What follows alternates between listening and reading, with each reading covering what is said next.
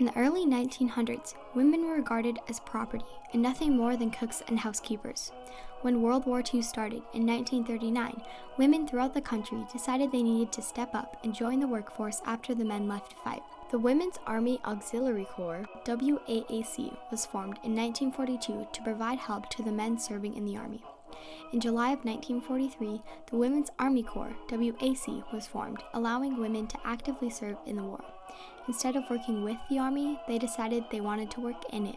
As many as 150,000 women broke barriers by defying stereotypical gender roles while serving in the Women's Army Corps. They accomplished their goal to help the Army in a time of need, but also proved to women at the time and to future generations that women can do anything that men can do and more. Prior to World War II, most women's roles were to cook, clean, and care for their children at home. Those who did work usually just took jobs as secretaries or receptionists. Women became more vocal about being dissatisfied with their lack of opportunities. For example, the U.S. women's suffrage movement achieved the right for women to vote in 1919. Despite all their efforts, the men still held the highest position of power. Women were often looked down on, and they had to fight for their rights. What the majority of people didn't know is that women are just as capable and can accomplish just as much as men can. As Alice Paul, women's rights activist, said, "There will never be a new world order until women are a part of it." Everything changed when the Japanese bombed Pearl Harbor on December 7, 1941. This is when the U.S. entered World War II. Many men were going off to war. It was time for women to step up and take their position in society. After 2 long years of war, more men were enlisting for the U.S. Army. Women took over factory work, construction, media jobs, and more. An estimated 6 million women started working in fields previously closed to them before the war. After the Pearl Harbor attacks in 1941, men were being shipped off overseas by the millions. This sparked the further need for women's labor in the war effort. Patriotism was the number one reason women would go into the military or anything else. So their patriotism, they also kind of wanted a change in variety. In May 1941, Representative Edith Norris Rogers of Massachusetts introduced a bill that would establish a women's corps in the U.S. Army. It was called the Women's Army Auxiliary Corps, known as WAAC. This was originally made to free up men to fight on the front lines. Congress approved that bill on May 14, 1942, which was a huge step in women's equality. This gave women a temporary place to help the U.S. Army at the home front.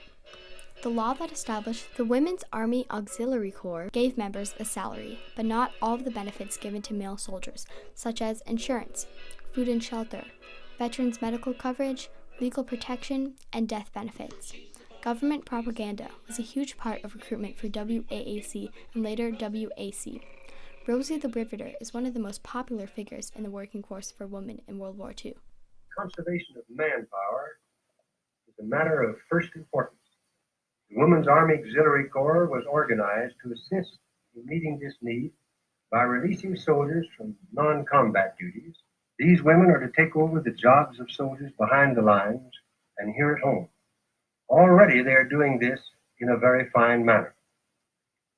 The Corps is a most important element of the Army, and I personally am intensely interested in its rapid development in strength as well as in training. Over a year, thousands of women had enlisted in WAAC, but with no military status, Ms. Rogers decided to introduce another bill in 1943.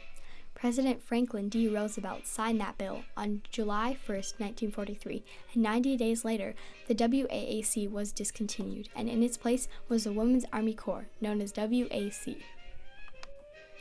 Once they dropped the auxiliary in the name and became the Women's Army Corps, they received the same amount of pay, rank, and benefits than the male soldiers did. This was huge for the time because women in private industries on average earned only 80% of the salary of their male co-workers. From WAAC, about 75% chose to enlist in the new WAC. Never before were women besides nurses allowed to serve within the ranks of the U.S. Army.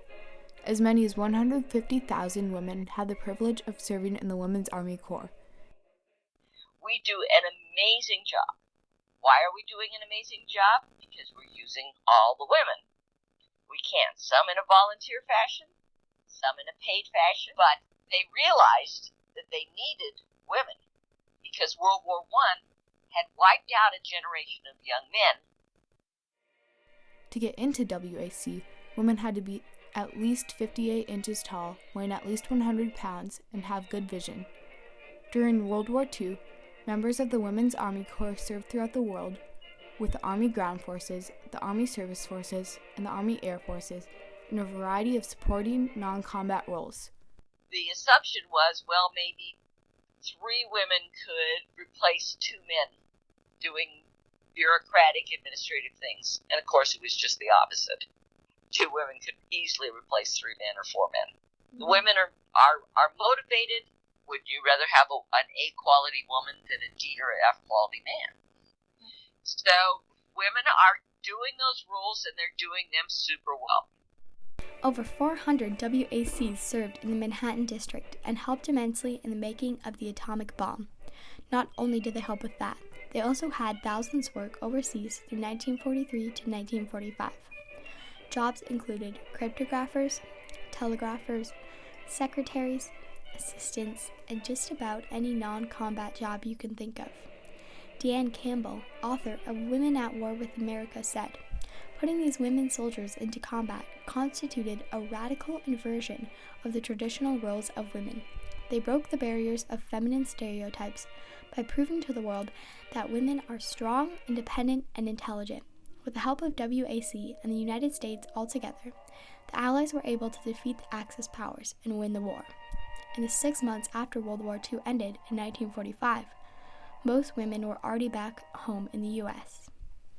Even though WAC stayed running, there weren't as many members, and it didn't make as big of an impact as it did during the war. The Women's Army Corps led to the start of a new era for women around the globe. In the U.S., after World War II, women had new skills and confidence because of the work they did. It empowered women to fight for equal pay and equal rights in the workplace and beyond. Some organizations that existed during World War II, similar to WAC, was the Canadian Women's Army Corps, Women's Auxiliary Corps in India, Women's Military Assistance Battalions in Poland, Women's Auxiliary Air Force in Britain, Latasvard in Finland, the League of German Girls, and many more. Some would say that the successes of WAC in the last couple years of the war influenced some of the late organizations that formed for women across the world.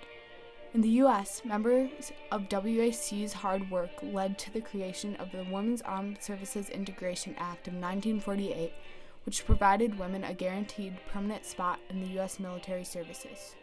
The women's reserves, these women corps, go away, and women are part of the military officially and totally.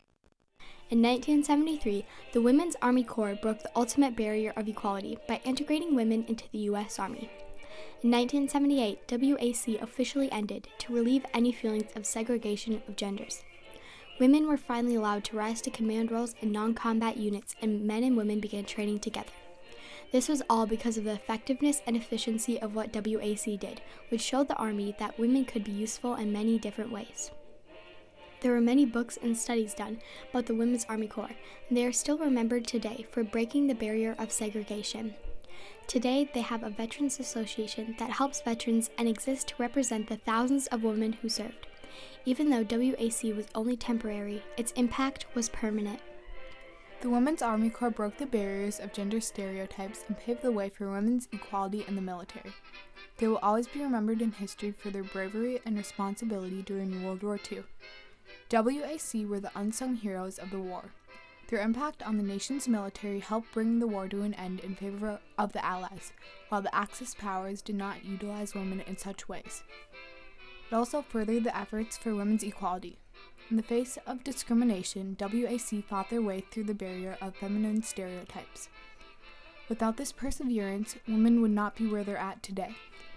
We will never forget what the Women's Army Corps sacrificed to provide equality to future generations of women.